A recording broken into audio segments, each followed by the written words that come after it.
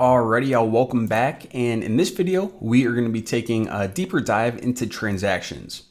So just to recap, a transaction is basically an instruction from an account requesting some kind of update to the state of the Ethereum network.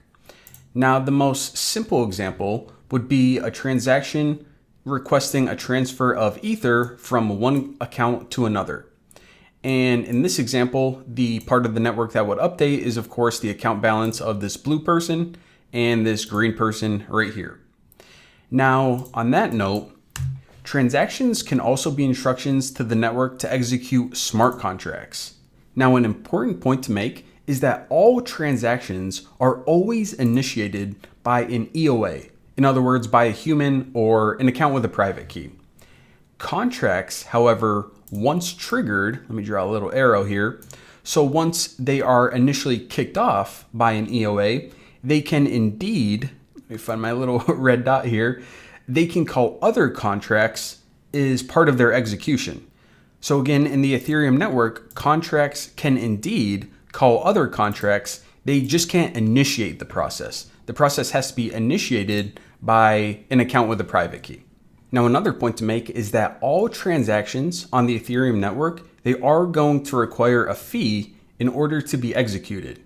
And this is because it does require the nodes in the network to do some amount of work. And this work can be something like validating the transfer of Ether, checking people's account balance, or of course, executing a smart contract. So the nodes, since they do have to do some amount of work, it does require a fee to execute a transaction. All right, so now that we have a basic understanding of what a transaction is, what they're used for, let's go ahead and dive in even deeper and take a look at some of the fields that are included in these transactions. So the first thing that we're familiar with is the recipient of the transaction. Now, the recipient of a transaction can either be another EOA, which you can just think of as an individual, a human, or, as we said, a smart contract. Now, whenever the recipient is another EOA, then what that means is that the transaction itself is simply a transfer of value from one account to another account. Now, when the recipient is a contract account, that transaction is going to trigger the code in this contract to run or execute. Now, the value field in a transaction, you can probably guess this is just the amount of Ether that you want to send to the recipient. And the recipient in this case can be both the EOA or a smart contract. Now moving on from that, we have this NONCE pronounced nonce. So what is the nonce? A nonce is a unique number that is required for every single transaction. Now for EOAs, this number is the number of transactions sent from the account. Now for contract accounts, it's the number of contracts created by the account. Now, if you're wondering, what's the point of having this random value in there? It seems kind of silly or nonsensical, hence the name nonce, but it's actually a pretty good reason, and that is a different value is needed for every transaction to essentially prevent the network from processing the same transactions over and over again, really as an attempt to get more fees. Now, the signature field right here, this is the digital signature that was generated from the private key that we talked about, I believe it was in the last video. And what this basically does is it allows the account owner to authorize the transaction. Now this data field right here, this is actually a pretty interesting one.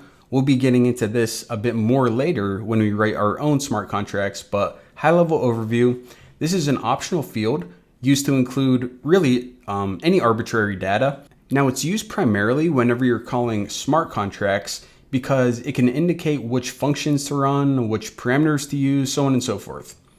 Now you don't use it too much whenever you are making a transaction to another EOA. You can include data whenever you're making a transaction to an EOA. However, whenever you do so, it's really just ignored by the Ethereum protocol. So for now, just remember that this data field is going to be used whenever we are sending transactions to smart contracts. Now these fields right here, gas limit, max priority fee per gas, max fee per gas, I did want to include them in this tutorial since they are an important part of the transaction.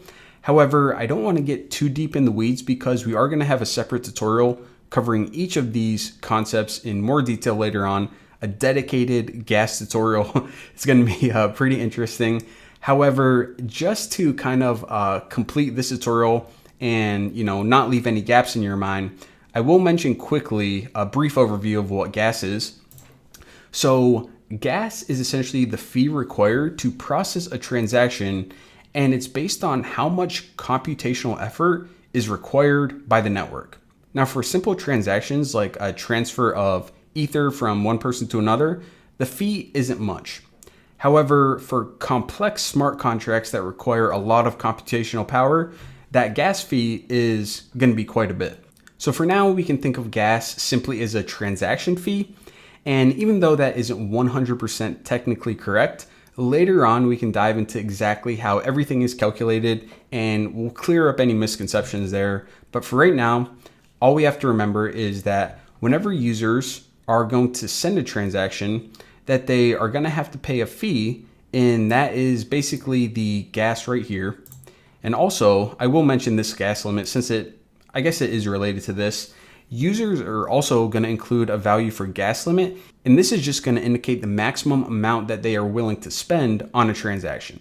Now, before I let you guys go, I do want to mention one other thing, and that is in addition to creating a transaction and having the recipient be either an EOA or an existing smart contract, there is one other type of transaction. There are actually a couple different types, but one other type that I want to mention right now is a transaction for deploying brand new contracts to the network. Now, as a developer, whenever you want to deploy a new smart contract, what you would do is you would actually create a transaction and have the recipient, it's called a zero address. It's basically addressed with all zeros. And again, this is not an EOA or a contract address. It's basically a special address, meaning if I send it to this destination, it basically just means create this contract, deploy it for the very first time on the network. So again, that's called a zero address, and it's used whenever you're deploying contracts for the very first time. Now, there is a few other things that we should cover related to transactions, but covering them now wouldn't make a lot of sense. We'll get into those a little bit later on, especially when we start getting our hands dirty coding some Solidity contracts. But for now, thank you guys for watching. Don't forget to subscribe, and I will see you later.